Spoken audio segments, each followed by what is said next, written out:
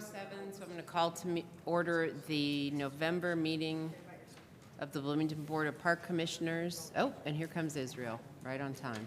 So, all right, okay.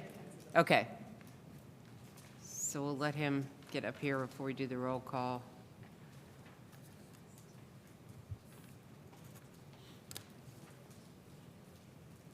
Hello.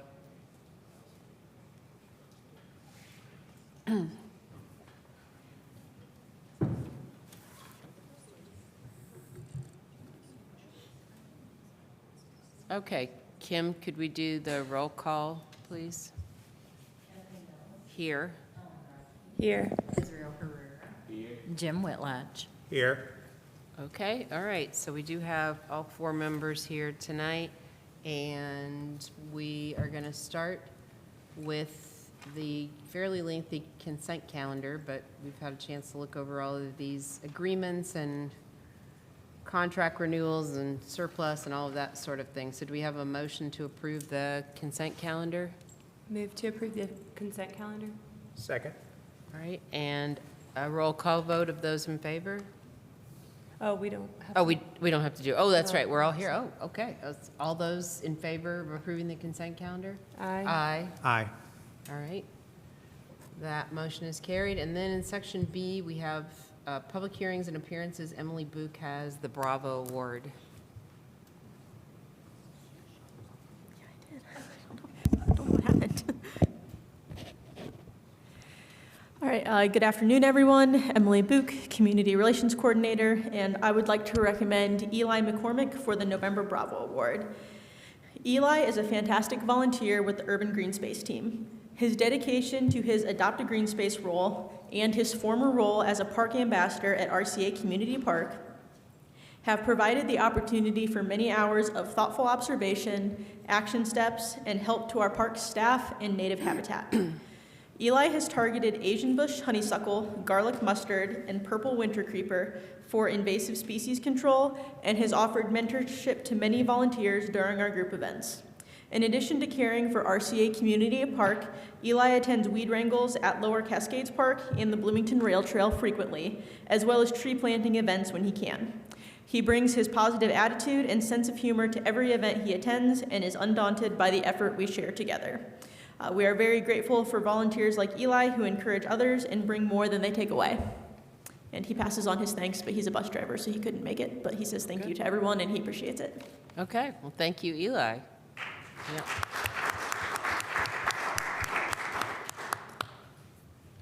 Okay, all right, and then next up, we have a staff introduction from Aaron Biggs.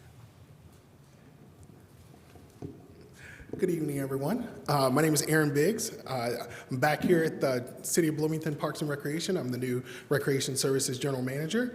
I've got a little description about me, so just bear with me. Having grown up in Northwest Indiana, I pursued my passion for recreation at IU here in Bloomington, where I earned my Bachelor of Science in Recreation Sport Management. Let's see, my journey with this department began as an intern back in 2009, where I had the privilege of helping with the reopening of the Twin Lakes Recreation Center, so that was awesome. And I also worked with a few people that are here now. My career has since provided me with some diverse experience. I spent almost 5 years at the Indiana State Fairgrounds and Event Center, and then almost 3 years at Indiana University Auditorium as the guest services manager. And most recently, almost 5 years with, many may know it as the Chocolate Mousse Company, so it was great there. I am excited to be back here with Bloomington Parks and Recreation, and I've been here a week now, learned a lot, read a lot, and I'm excited to meet you all and get to know you all better. Thank you. All right, welcome, Aaron. Yeah, it sounds like you have a really good range of experience. Thank you. Yeah. Thank you. Happy to be here. All right, welcome. Okay, and then on to our Section C, other business. First, Amy Leyenbeck has the contract with B&L Sheet Metal for industrial fan installation. Hello, everyone. Amy Leyenbeck, Operations Coordinator. I'm here to recommend that we approve the contract with B&L Sheet Metal to install the high-volume, low-speed fans. They are a product known as Big Ass Fans. That is the product name.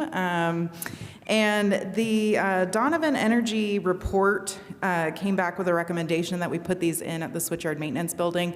It's a really big, like, warehouse-style building, and the heat just gets trapped at the top in the winter, and in the summer, there's not a good airflow. So these fans will do a good job of circulating air better and controlling the temperature in there.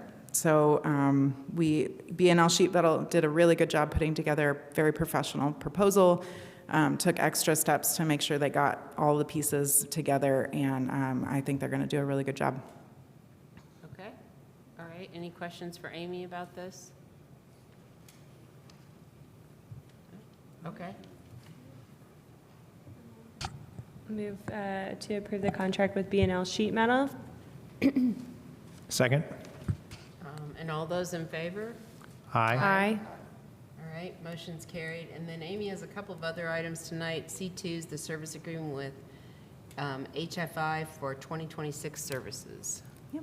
So this is just our regular service agreement to pre-approve us working with HFI throughout the year on various projects.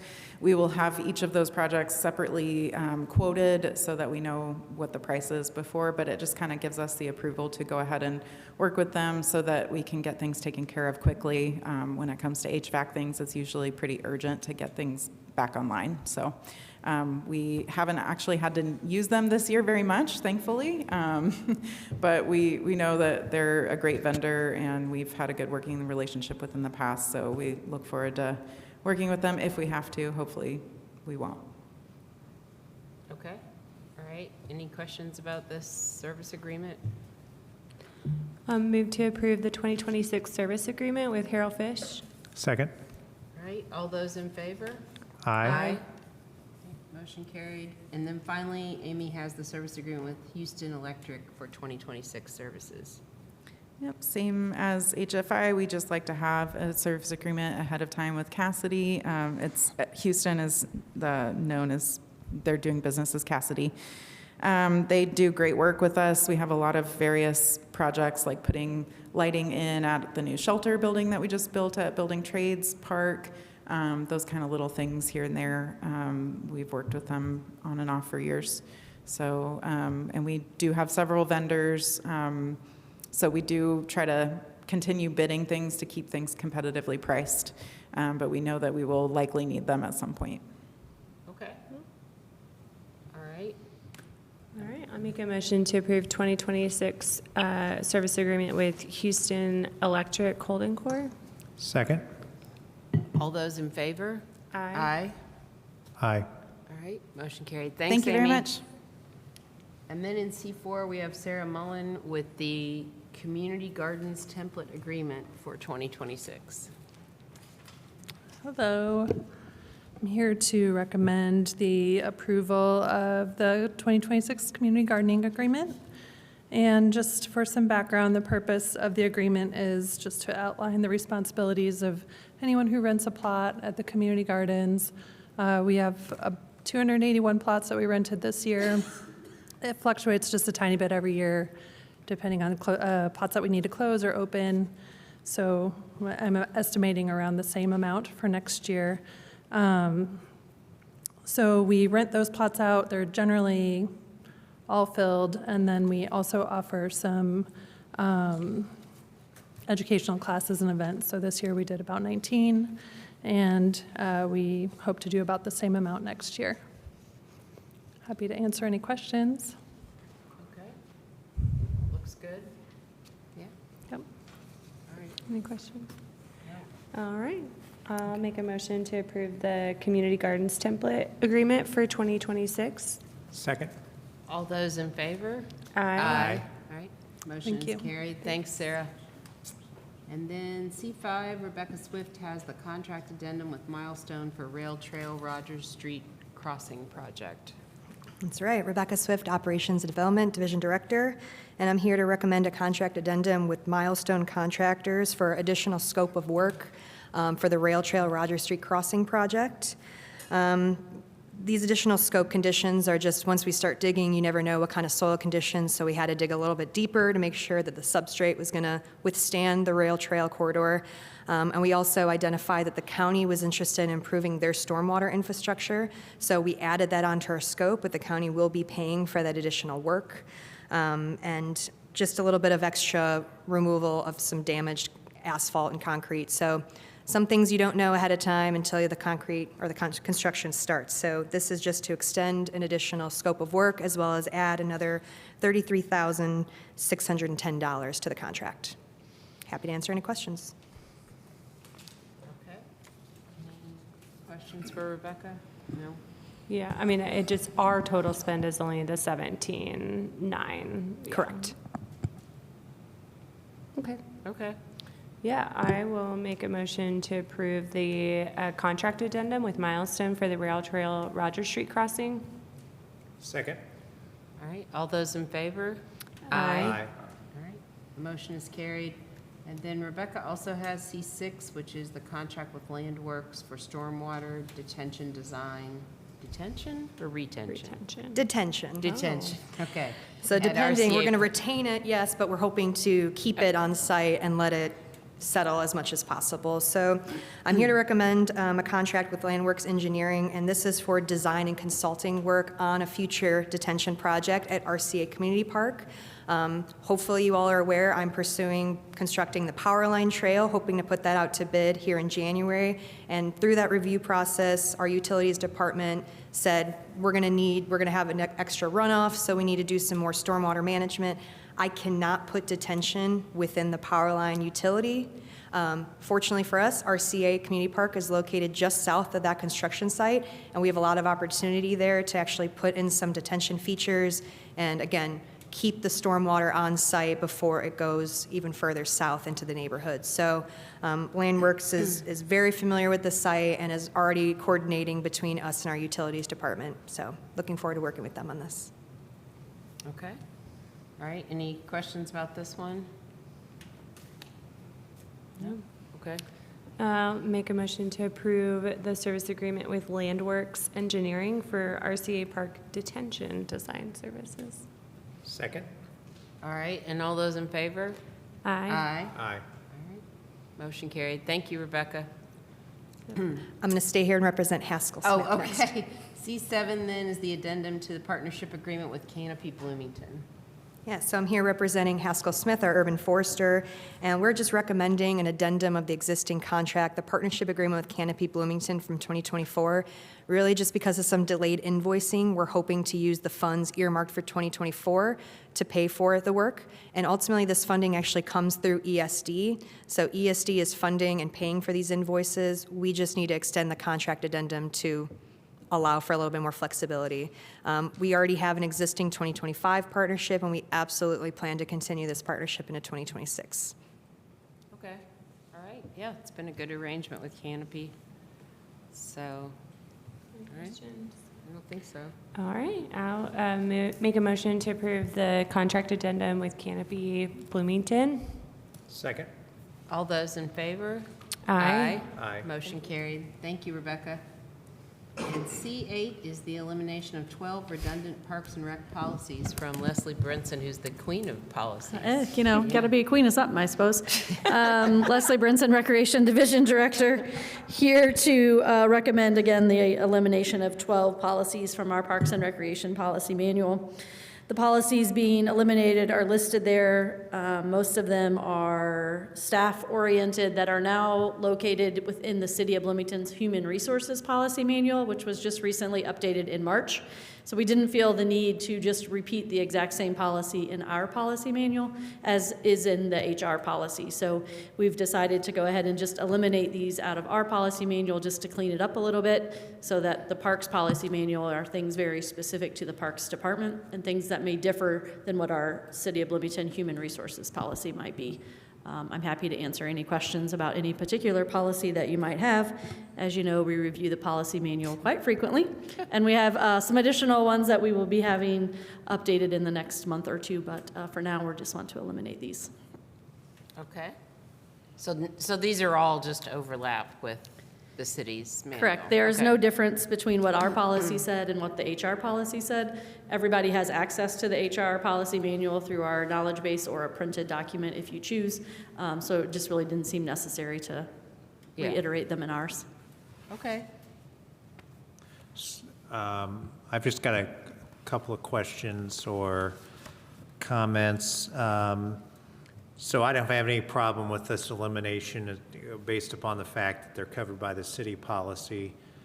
What I keep getting confused upon is what policies we have. And if I go to the Parks website, I find the one that is entitled General Policies, and that's 49 pages long, which I know doesn't deal with any of this stuff. Right.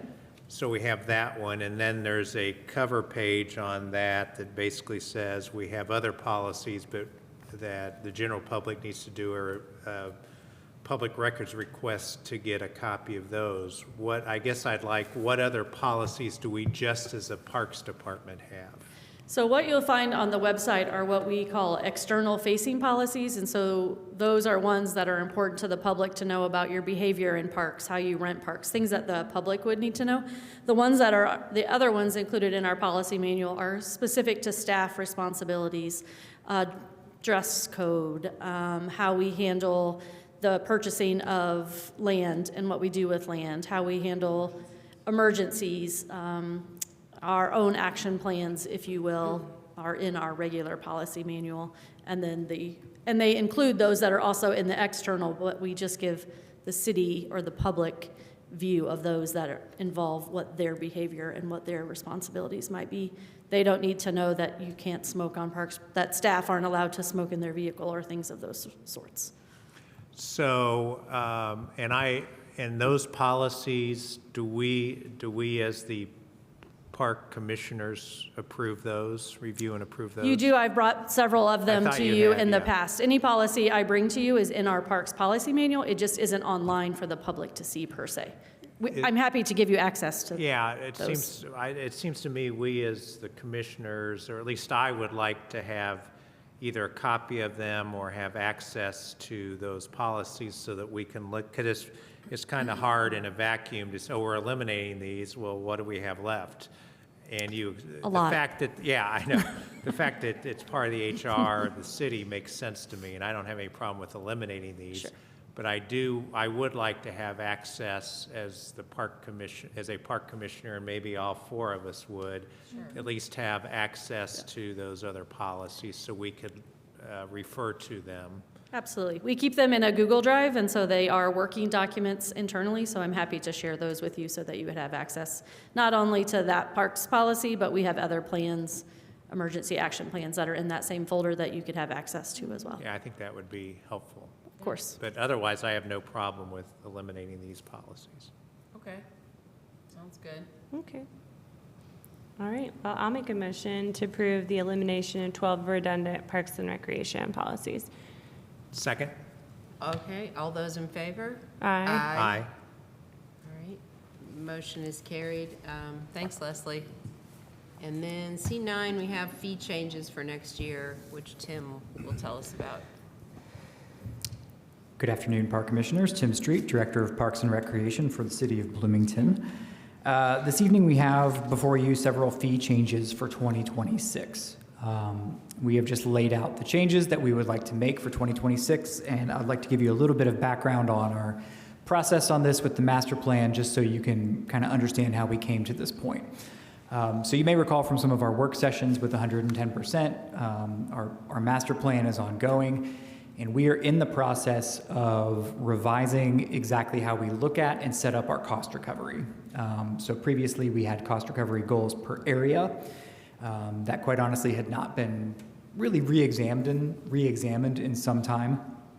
And we are moving instead to cost recovery categories, where like purpose activities are grouped together with various cost recovery goals for that type of activity. So for example, the more an activity serves the broader public, a parade, a community event, a concert that's free and open to everyone, the less cost recovery there is. And then the same applies at maybe some of our traditionally higher cost recovery areas, So just because something is taking place at the TLRC doesn't mean necessarily that it's going to have a high cost recovery. Maybe it is a community event being held at the TLRC.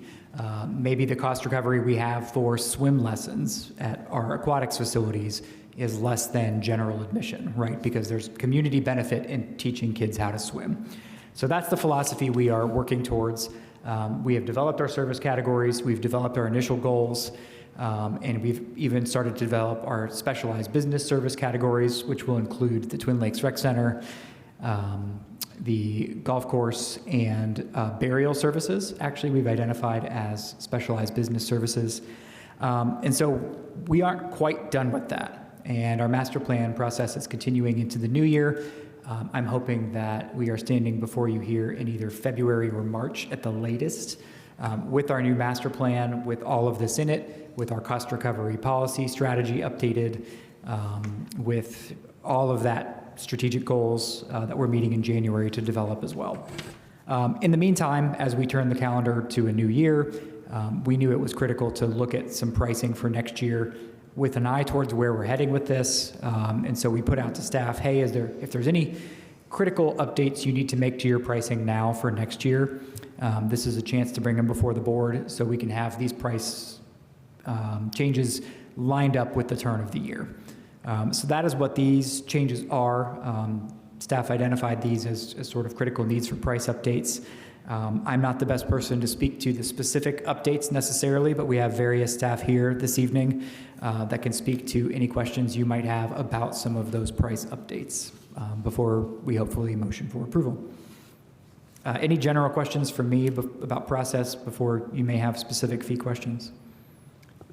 You may have explained this, and I may not have been listening closely, but when you come up with this pricing, most of these are inconsequential increases, and in fact, the fees themselves are relatively inconsequential. So I guess my question is, do we do some kind of survey to determine if we're competitive, either too high or too low? And I'm thinking about things like the golf fees and things like that. So I guess that'd be my first question. Yeah, so yes, we do. And as part of our master plan process, we're actually looking to formalize that process a little bit more. We've always done that. You know, we even talked in a meeting a week or two ago about, you know, what are the things that go into pricing? Well, what are your competitors doing? What can the market bear? You know, what can our population afford to pay? That is certainly a consideration. And then, of course, that's where things like fee waivers may come into play as well. And then, of course, our new cost recovery strategy. So as we finish the master plan process over the next 3 months, we're going to have a new pricing strategy written out that will come before you for approval as well, that formalizes that a bit more. But for example, tonight, you know, I know Jason is here, and I had a whole conversation with Jason, and I know Keto did as well, but hey, you know, we see the price changes you're proposing. How do we feel about these? What are your competitors doing? And Jason has a whole list of that he has looked into and considered certainly as part of that pricing strategy. That's helpful, and that makes sense. The other comment I have is just looking at the Kid City Original and Kid City Quest, which is the only one that makes a distinction between residents and non-residents. My comment or question there would be that we're talking about $5 difference between a resident and non-resident, which seems, again, pretty inconsequential. I guess I wonder, for $5, one, why are we even making a distinction? Mm-hmm. Or two, should the distinction be greater because it's a facility that's being paid by Bloomington City taxpayers, and non-residents seems like maybe they should pay more than a $5 differential, or not? I mean, I don't know that I feel strongly about that one way or the other, but I think it's something I'd like to know what our thought process was regarding that and whether or not there should be more of a differential there. I agree. I think it's something we need more consistency on, and it's something we've also talked about with all of the annexation, everything still pending and out there. We didn't want to eliminate any non-resident pricing where it already existed in this iteration while we work on that pricing strategy and while we get the master plan numbers back and the full financial sustainability analysis that we're having done through 110%. So they have a finance expert who has literally loaded every single transaction. We use 2024 as our last complete year to analyze and look at how we're performing in all of these different cost recovery categories that we're moving towards. And so that long term, and these are sort of the immediate staff, hey, what immediate sort of under the old way we were doing it, price increases do we need to make to start 2026 with? But as we finish that policy and have a comprehensive new pricing strategy and tool, we're going to make more consistent those decisions based on the cost recovery we're seeing in these categories. Thank you. Those are the only questions I have, or that's the only questions I have. I was just curious, how many of these were also, and I don't know if you know this, but increased last year as well? So like, are we seeing something get increased? You know, a lot of times things don't change price for a few years and then you kind of bump it up. And so how much of this is getting bumped up every single year to where folks are going to say like, oh, it was $8 and not last year, now it's 12, or it was, you know, 120 and now it's 160. Right. Like they will, I do think even though it's somewhat inconsequential when you're adding $1 or $2 per year, it does then all of a sudden feel like, oh, that's a jump. Yeah, I think it is important that we find the right balance there, that you also don't not raise things for so long that all of a sudden you have to do a huge jump to catch up with what your true cost is. And so that's what we're trying to do. I would look to, you know, Jason or Leslie. I think we've got a lot of those fees in there to maybe help answer that question more. Is there one specifically that you're wondering about, or are you just wondering No, in I was general? just wondering in general, like how many of these are people going to say, look at and say, oh, it went up again, you know, this year or whatever. Yeah. Anyone who has you want to talk to that with the ones you have on there? I obviously can only truly speak to recreation, but I have a fairly good feel for everybody's opinion that they probably are raising year after year in increments, but as are all of our expenses and everything else in our community and our supplies and who we're paying and what we're paying. And so if we don't do them in small increments, we end up with big jumps, which I feel like is a harder thing for a family to swallow. A 21-year jump, you know, at $20 in 1 year as opposed to a $1. So yes, it does add up over the span, but I think we feel across the board that it is better to do that in small steps than in big steps. And we have found ourselves in situations, the farmers market being a good example, where we had to make a pretty substantial jump because we had waited 10 years to do that. And I think expenses and what we're having to pay for things are increasing at a much higher rate than what we are passing along to our customers. Okay. Yeah, I guess that's where, you know, like just kind of skimming here, and some of them are, you know, $1 or $2, but then it's like the garden plot was a $20 increase. So do you? That one's a little bit different because we're changing the way we're pricing it. And so only that one plot jumped that much because it went to a square footage as opposed to a general, what we kind of felt was a random pricing to be, like we don't know where it started, and then we just were raising them like $5 or $2. And so Sarah decided to do it more strategically. So that one plot did increase, but the other plot decreased. Yeah. A different size decrease. So that one's a little bit different in that jump because of how we are structuring the pricing. Okay. I don't want to interrupt. No, Okay. that's fine. I just had a couple questions about two of the things. I see the senior season golf pass. Is that being eliminated?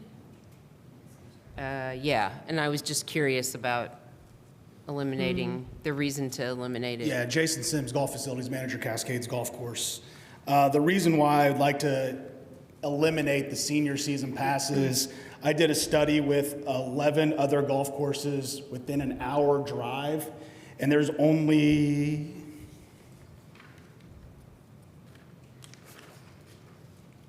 2 other golf courses in those 11 with the senior rate. Everybody else has got just an individual adult rate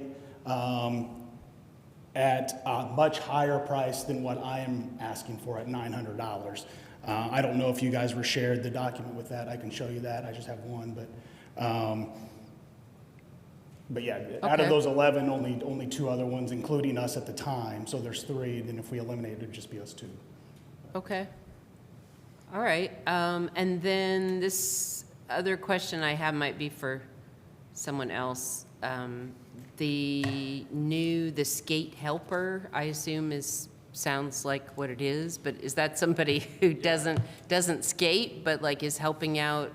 It's actually a tool, so it kind of looks like a podium. Oh, that and you thing just where you push have it to and hold skate. on, like the walker thing. Yep. The skate helper. Okay.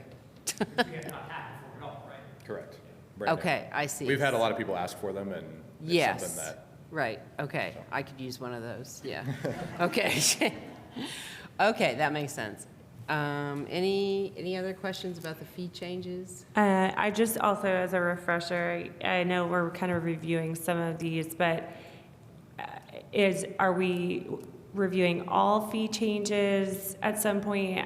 I can't quite remember, like, what's our annual, when we're reviewing the annual schedule, because like, we don't have any, I don't know that there's anyone in the room for public comment, and so just thinking through, making sure that we've also advertised that people know that these fee changes are happening. Sure. So you're right. Typically, November, December are our fee months that we go through the entire fee schedule, make updates. What we've done here is basically a version of that, but rather than looking at everything, we just said, hey, what are the absolute critical things we need to update, with an understanding that after we finish our pricing strategy and the master plan, we could re-engage and look at more comprehensive updates as needed across all fees. So this is what staff came up with when asked, hey, what do you critically need to start 2026 with changed and updated? Okay, and we won't see anything else in December? You will not see anything else in December. Unless there's something you want to continue from this meeting to that, we could, of course, have a further discussion on that for approval in December. Yeah. It's just a few weeks away. It's relatively soon, too, so. Okay, all right. Any other questions about the fee changes? No? Okay. All right, Ellen, do you want to move approval? Yes, I will make a motion to approve the 2026 fee changes. Second? Okay, and all those in favor? Aye. Aye. Aye. All right, motion carried. Thank you for that. And then we don't have any reports this afternoon, so we'll see if we have any public comment here in person, or Kim will check online for us. No one online? Okay. All right. Okay, then I think we are back to Tim for any other announcements. Yes, back to me. So thank you so much. I'll just give a little broader update on the master plan as well, since we were talking about that. It has been a heavy lift, and I really appreciate the board's participation in work sessions. We've done some great public engagement. Our survey is out there hitting mailboxes right now, so folks are getting a postcard in their mailbox telling them, hey, you've been selected randomly from our resident list to take this survey. We're hoping to get to 400 of those to get a statistically valid sample size in the next few weeks. So you'll see some promotion for that on our social media channels and going out there. Then critically in January, we have a staff strategic planning session. We're going to be working on goals. And then February, March, we plan to bring many aspects of our new master plan back to the board. Armed with that community needs assessment that is in there, we hope to make some critical decisions about funding and facilities and the future of some of the needs we've identified, particularly as we've been talking about for the last year plus, some of our older sports facilities in particular. So the pools, the ice arena, some of our sports fields that have not been heavily invested in for some time. We still have despite the fact that it's almost Thanksgiving, some great projects going. The Griffey Boathouse entrance was just repaved using some final bicentennial bond funds that had still been available. We made some pedestrian improvements there as well. The Roger Street Rail Trail crossing that Rebecca was talking about should be complete in the next week or so. That is a massive safety improvement for that trail that we've been wanting to make for some time. We're really pleased about the collaboration with the county on that. Sports-wise, the RCA Park basketball courts were in bad shape and got resurfaced and restriped. The pickleball courts there will get crack treatment. Didn't quite pull it off for the fall, but it is coming in the spring under the same contract.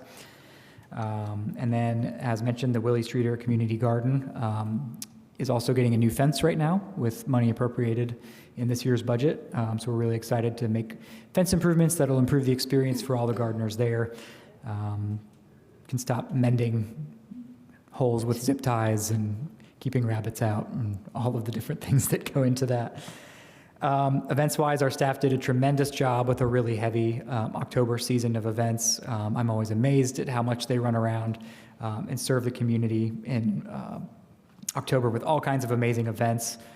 The pumpkin launch alone, I think, illustrates it had hundreds of people turn out during an IU football game, which I think is a challenge right now with how popular they are, but it shows just the following that a lot of those events have.